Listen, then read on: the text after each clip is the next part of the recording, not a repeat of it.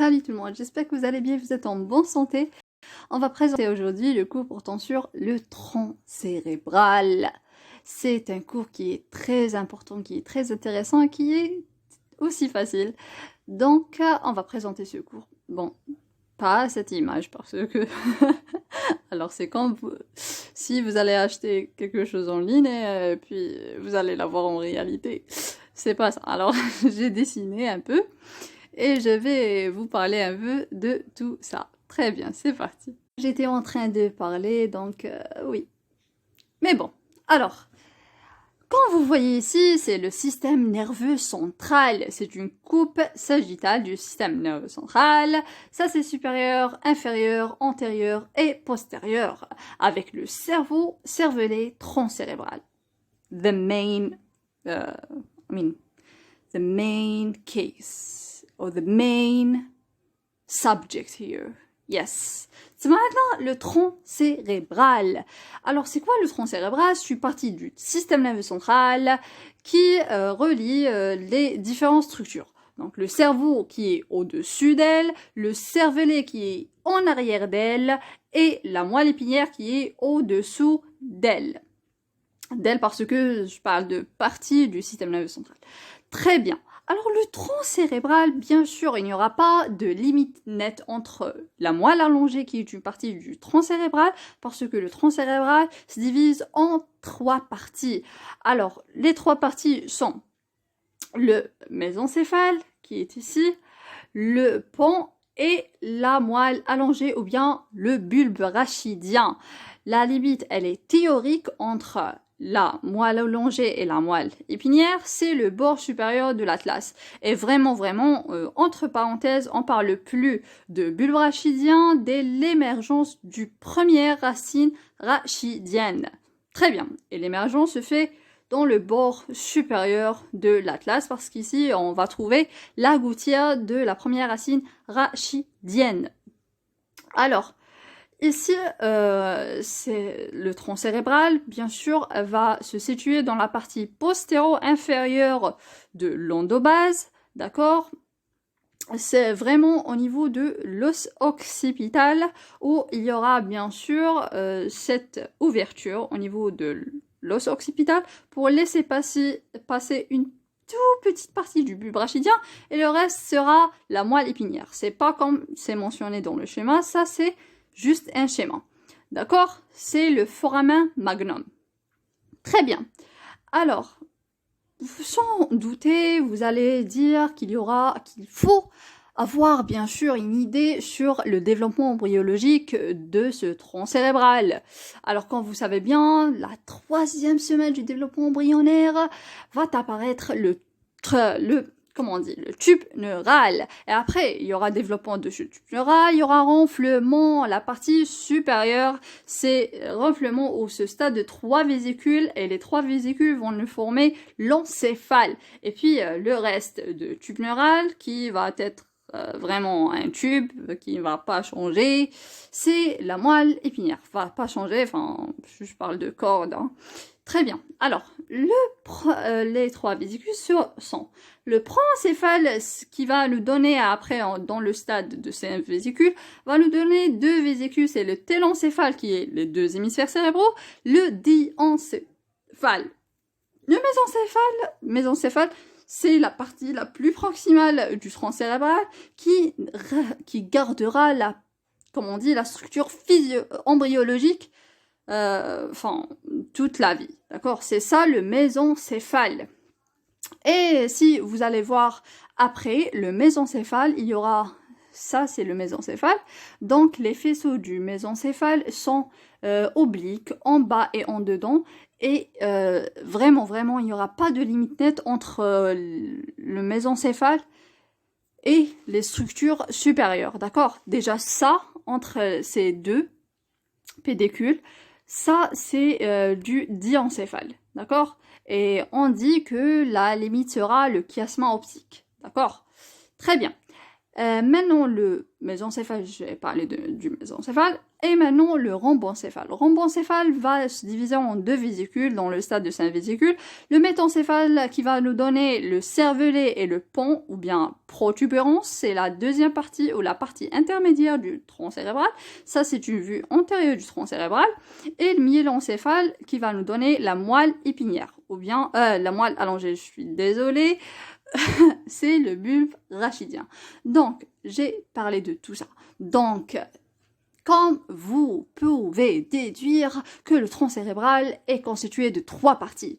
Oui, alors on aura le bulbe rachidien qui est en continuité avec la moelle épinière et qui va présenter presque les mêmes structures, d'accord, à savoir la fissure médiane antérieure qui est profonde, mais ici au niveau du bulbe rachidien, on parle de fissure médiane antérieure du bulbe rachidien qui va être interrompue dans la partie un peu proximale de la moyenne, bon, un peu, par une sorte de fissure, c'est la fissure pyramidale, c'est le lieu de décussation des fibres. Décussation, c'est-à-dire qu'il y aura des fibres qui vont qui allaient des autres structures telles que la moelle épinière, etc. et qui vont décusser, donc qui vont changer de direction, d'accord? Par exemple, droite devient gauche, ou gauche devient droite, etc. D'accord? C'est la fissure pyramidale. Ou si c'est pyramidale, la motricité, etc.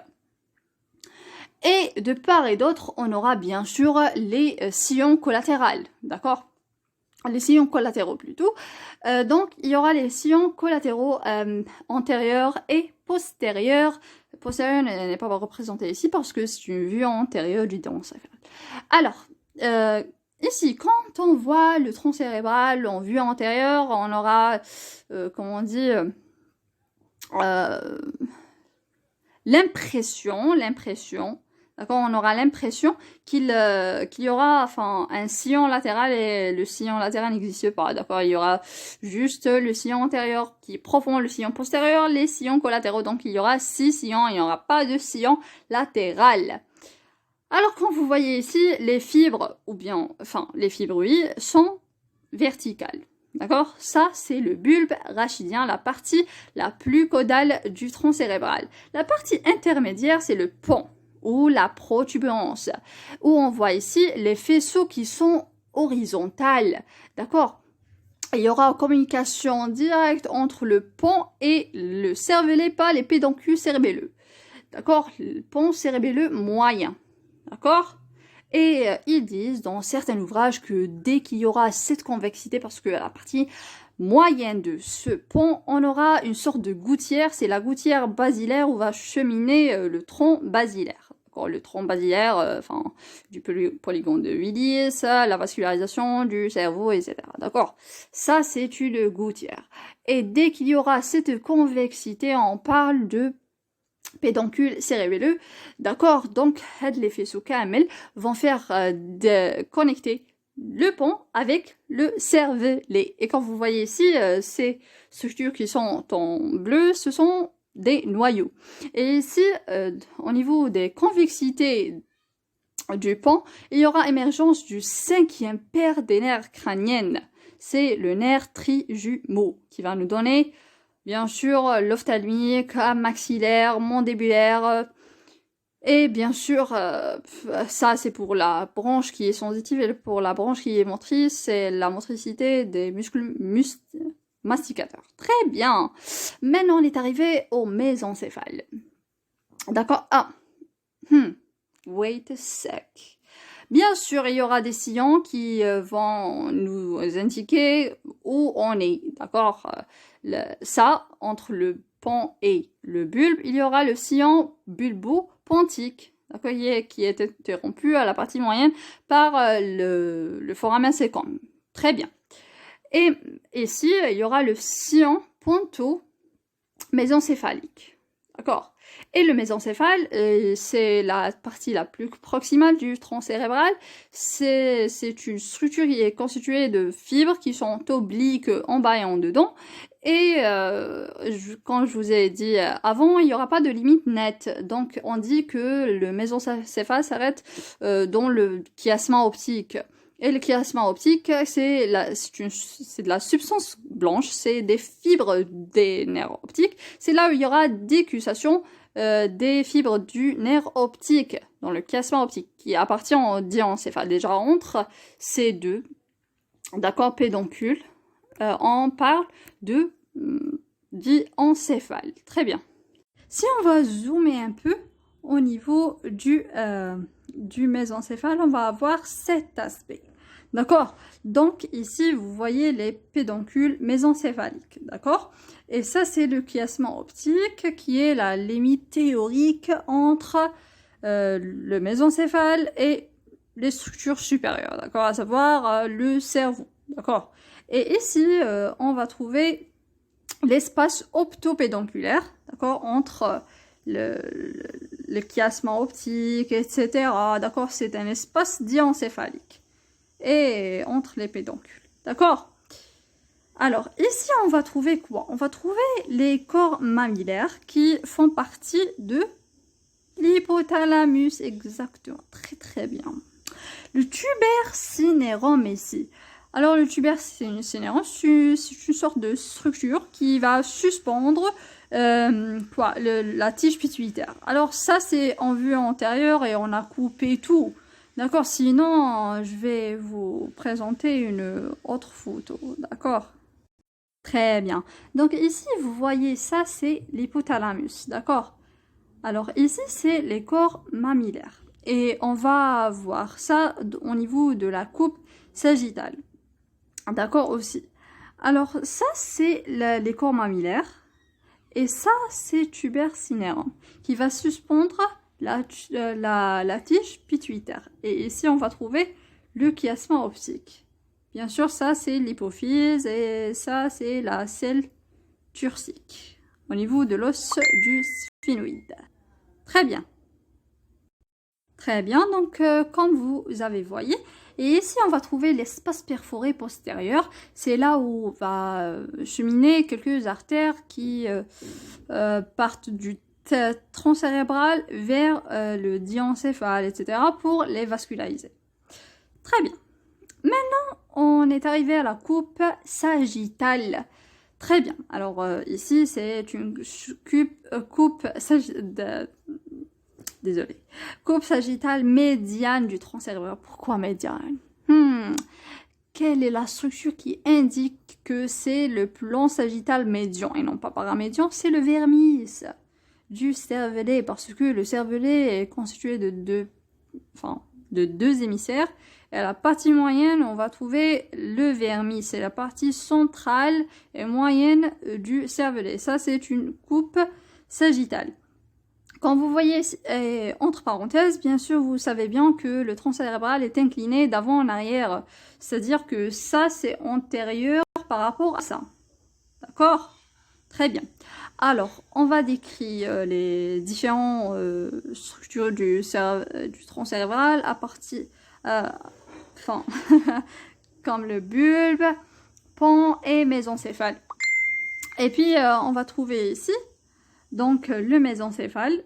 Donc là, au-dessus de lui, on va trouver le troisième ventricule. D'accord, le troisième ventricule qui est occupé par le diencéphale. D'accord, et la partie la plus postérieure, la postérieure inférieure, on va trouver l'épiphyse. D'accord, l'épiphyse qui appartient à l'épithalamus. D'accord, très bien. Ça, c'est tubercinérum.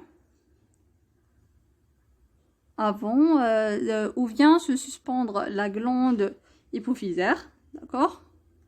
Très bien. Ça, c'est les corps mammillaires, où on avait vu ça ici. D'accord? Ça, c'est une vue frontale, et ça, c'est une vue sagittale, d'accord? Ici, en arrière, on est dans le troisième ventricule. C'est ici où va s'écouler le liquide céphalorachidien. Vous voyez, le liquide céphalorachidien, c'est un liquide qui est c'est vraiment le sang filtré, d'accord? Parce que le liquide céphalorachidien, il est, comment on dit, il est sécrété par les plexus choroïdes. Et les plexus choroïdes sont principalement des capillaires fénétrés, d'accord? Qui sont constitués aussi d'autres cellules, d'accord? Les épendymocytes. Et il y aura infiltration du sang, d'accord? Sans, bien sûr, comment on dit, infiltration des cellules sanguines, etc. Et ici, le liquide va jouer un rôle nourricier, enfin amortisseur de choc, etc. Et il va s'écouler le long de troisième ventricule, quatrième ventricule, et enfin il y aura ici l'espace perforé, c'est l'aqueduc de Sylvius. D'accord, l'aqueduc de Sylvius. Ici, c'est la communication entre le troisième et le quatrième ventricule. D'accord? Très bien. Le troisième et le quatrième ventricule. Et la communication entre le troisième et les premier et deuxième, ce sont les ventricules latéraux des hémisphères cérébraux. D'accord? Communiquent par le trou de Monro. Très bien. Alors ici, en arrière du troisième ventricule, au niveau du mésencéphale, mais en arrière, on va trouver les colliculus, d'accord, la lame tectale, les colliculus supérieurs et inférieurs, pour le champ visuel et auditif, d'accord. Supérieur, c'est plus ventral, et inférieur, c'est plus postérieur, d'accord. Très bien. Voilà, donc ça c'est le mésencéphale, et on décrit la substance noire et les noyaux rouges, d'accord, comme vous voyez ici. La substance noire qui va sécréter le dopamine, qui est très important pour la motricité, d'accord, qui entre dans ce qui est un neurotransmetteur excitateur, d'accord, qui joue un rôle important dans le contrôle de la motricité, etc., pour les noyaux gris centraux. Il y en a aussi le noyau rouge, d'accord, le pont et le bulbe rachidien. Ça, c'est bien sûr le quatrième ventricule va se continuer en bas par l'épendyme, d'accord, par l'épendyme. Mais l'épendyme, c'est le canal épendymaire, c'est un canal qui est virtuel, d'accord, qui va être vraiment, comment on dit, fermé, d'accord.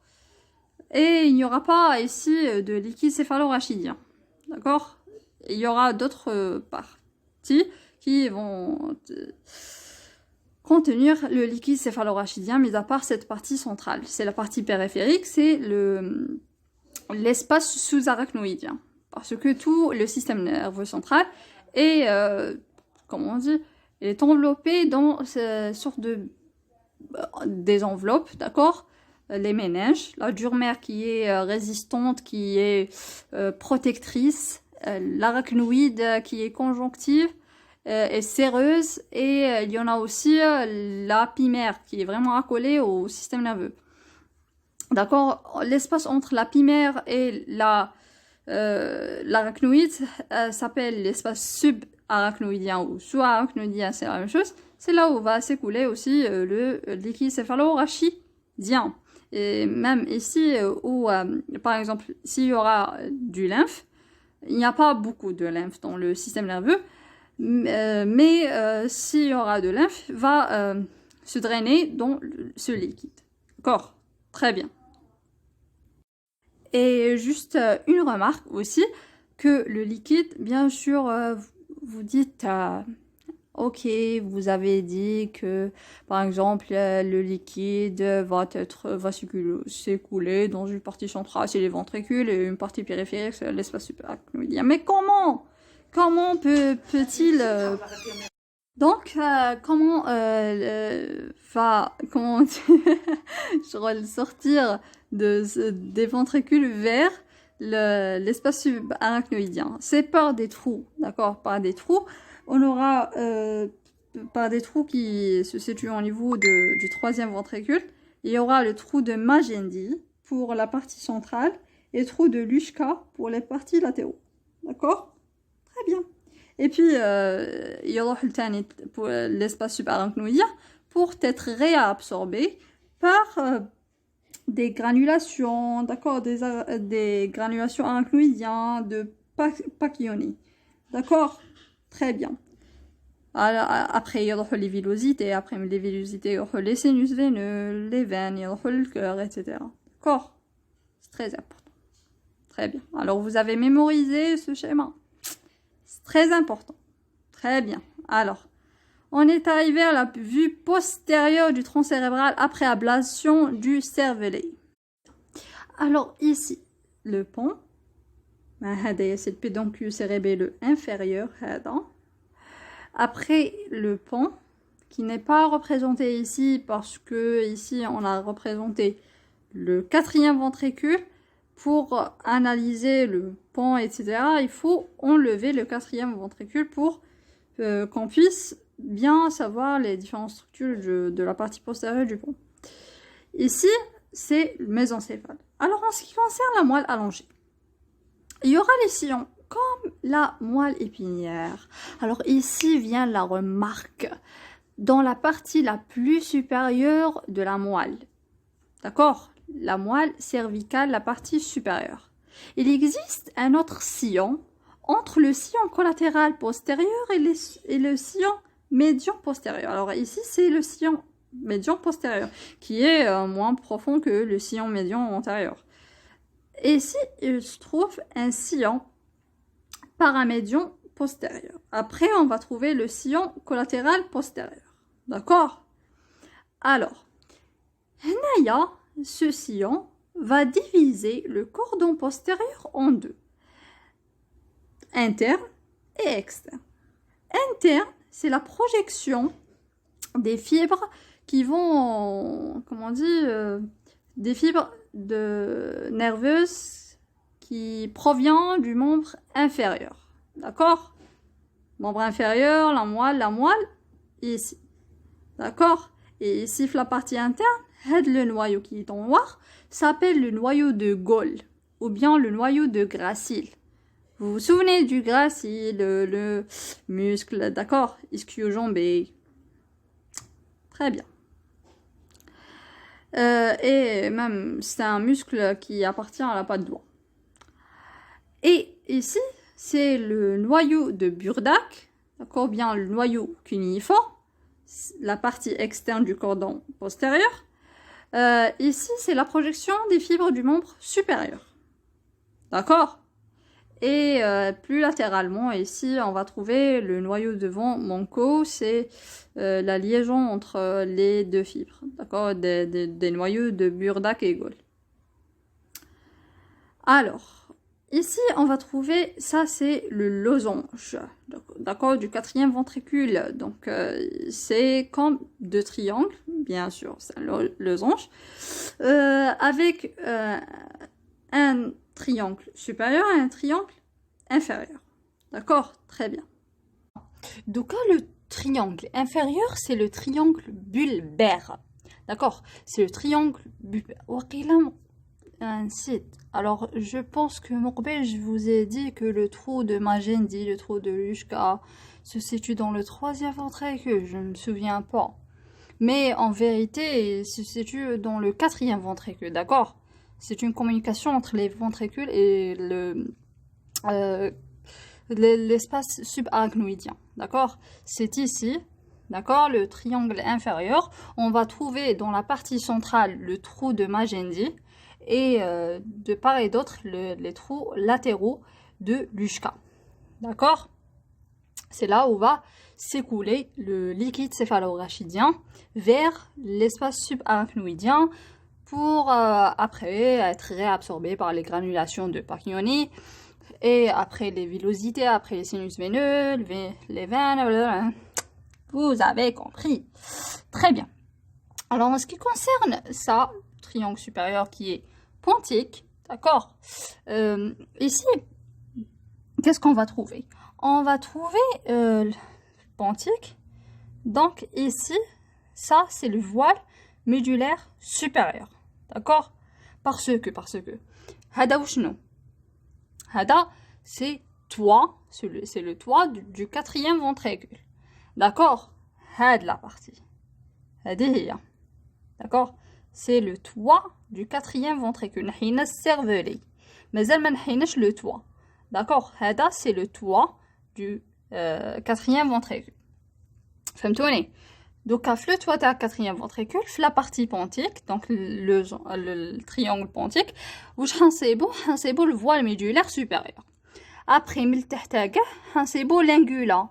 L'ingula, c'est le premier lobule تاع الcervelet, d'accord? كاين l'ingula, lobe central, culmin, etc. هكا هكذا, etc. D'accord? Dos du vermis.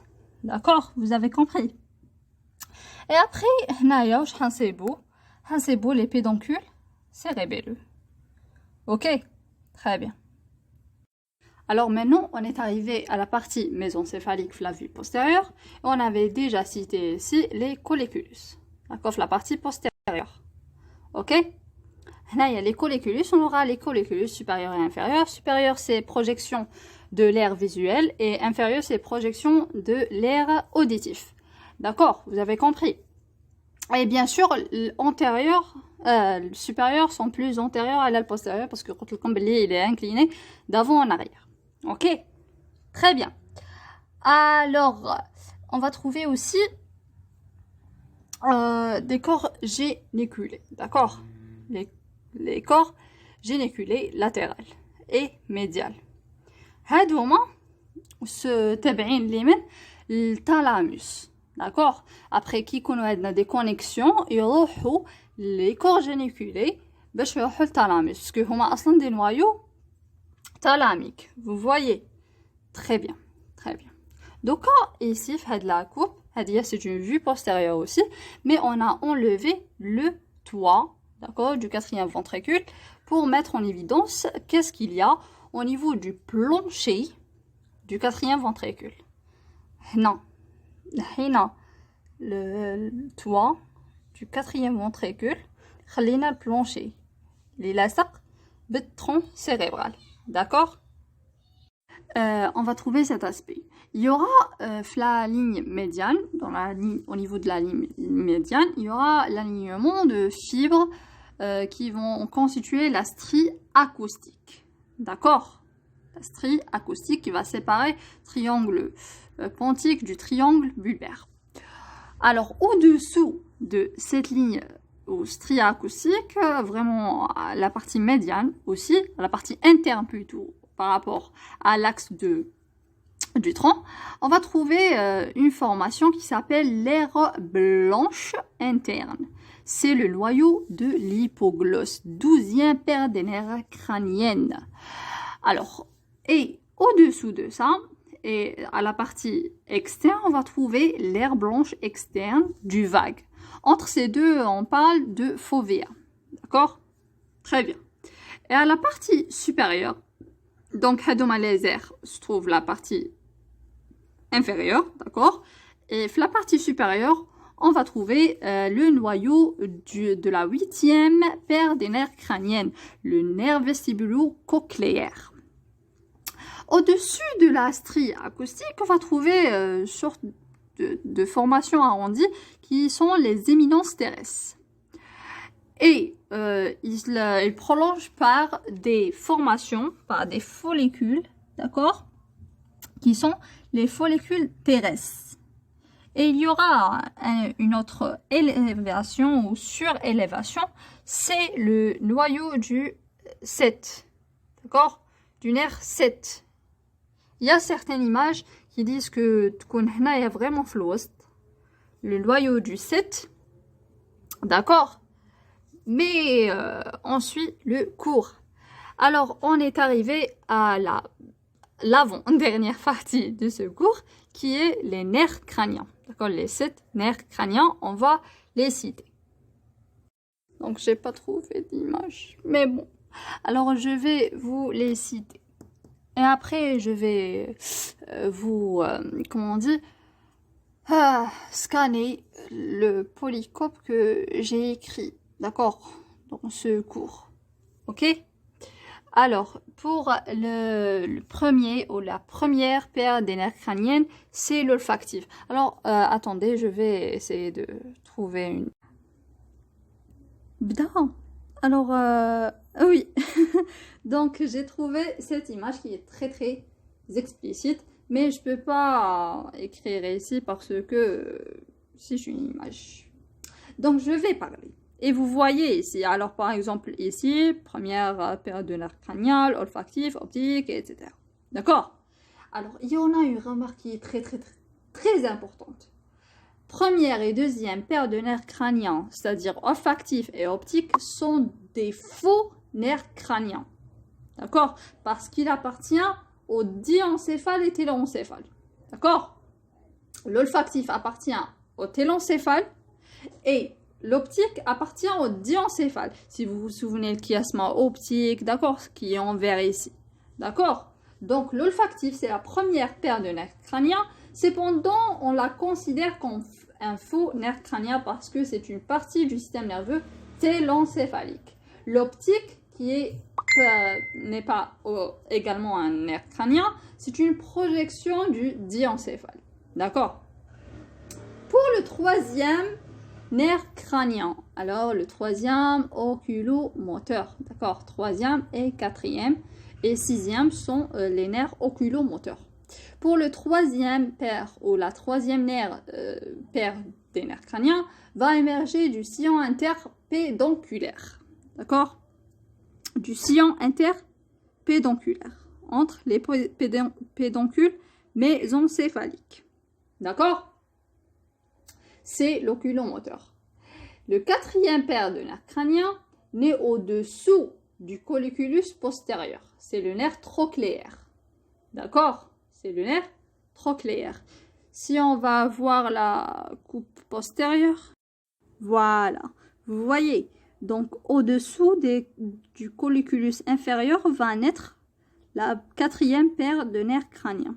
Ici. D'accord? Pas de dose. Très bien. Très bien. Alors, pour le cinquième plutôt, c'est le trijumeau qui est très très important. Avec deux contingents. Donc, c'est un nerf mixte. Un sensitif et un, comment on dit, moteur. Donc, sensitif, c'est pour la face. Donc, c'est-à-dire, il y aura émergence de trois nerfs sensitifs, l'ophtalmique, maxillaire et mandibulaire ou maxillaire inférieur, et moteur pour les muscles masticateurs. D'accord? Pour sixième paire de nerfs crâniens, qui est l'abducens, d'accord, qui est en violet ici, vous voyez très bien. Alors, né du sillon bulbopontique. Au-dessus de la pyramide, c'est l'abducens qui fait l'abduction des muscles latéraux. D'accord? Alors qu'on a شغل فوق البيراميد parce que alors ما كاش vraiment un schéma libyen mais bon شغل parce que هو جاي قريب la ligne médiane. Par contre زعما نقولوا كيما 7 زعما يكون زعما كيفاش يقولوا عنده رابور مع لا ligne اللي تروح للبيراميد وعندك الست يروح لا لين اللي تروح الاوليف بولبير داكور والويتيام الكوردون لاترال فهمتوني شغل كل وحده من الانترن للاكسترن vous voyez هادوما كاع le 6e 7e ou le 8e naissent du sillon bulbopontique, d'accord, selon bien sûr le cours du tronc cérébral. Sinon pour plus de détails, etc., il faut voir le cours sur les nerfs crâniens. C'est très important parce que ici, on va vous parler en général des nerfs. D'accord? Très bien. Alors, comme je vous ai dit, 6e, 7e et 8e. Donc, 6e, c'est l'abducens. Le 8e, c'est le facial. Et 7e, c'est le facial plutôt, qui est moteur et avec son bis, donc qui est sensoriel. Pour la langue. Donc, le 8e, c'est le vestibulo-cochléaire, d'accord, Pour le 9e, 10e et le 11e, naissent du sillon rétro-olivaire. D'accord? Successivement, de haut en bas, on va trouver 9e, 10e après le 11e. D'accord? Vous avez compris? 10e, donc 9e, 10e et le 11e. Désolé, ce qui est en jaune ici, donc c'est 9e, 10e et le 11e en bleu. D'accord? De haut en bas, on va trouver ça. C'est dans le sillon rétro-olivaire. D'accord? Ensuite, on aura dans le sillon pré-olivaire l'émergence de la 12e paire de nerfs crâniens qui est l'hypoglosse. D'accord? Très bien. Donc, premier, deuxième faux nerf crânien, troisième l'oculomoteur, d'accord, du sillon interpédonculaire. Le quatrième, c'est trochléaire au-dessous du colliculus postérieur. Cinquième qui est trijumeau avec leurs deux contingents va naître des deux convexités du pont. Sixième, septième et huitième du sillon bulbopontique. Neuvième, dixième, onzième du sillon rétro-olivaire et 12e du sillon pré-olivaire. D'accord, j'espère que c'est clair. On va terminer aujourd'hui le cours par les différents noyaux du tronc cérébral. Oui, j'ai choisi cette image parce qu'elle est belle. Bon, alors on aura l'olive bulbaire, comme vous savez, la vue antérieure. Le noyau gracile, cuniforme, gracile, c'est le Gold, d'accord? Cuniforme, c'est Burdak pour la projection des fibres du membre supérieur et inférieur. Et on aura aussi le noyau de von Monkow, qui est la collection du cervelet et qui relie les deux noyaux. Donc, si vous vous souvenez de la structure du pont, donc on aura des noyaux éparpillés en bleu, donc ici, vous voyez. Ces différents noyaux, c'est les noyaux du système pyramidal. D'accord? Au niveau du mésencéphale, il y aura la substance noire et le noyau rouge. D'accord? C'est ça. Donc, voilà. J'espère que c'était clair. Et j'espère que vous avez pu saisir au moins beaucoup d'informations. Bon, j'espère que c'était clair. Et إذا أخطأنا فهو منا وإذا أصبنا فإنه من الله. Merci beaucoup pour votre attention et à la prochaine, Inch'Allah. Merci.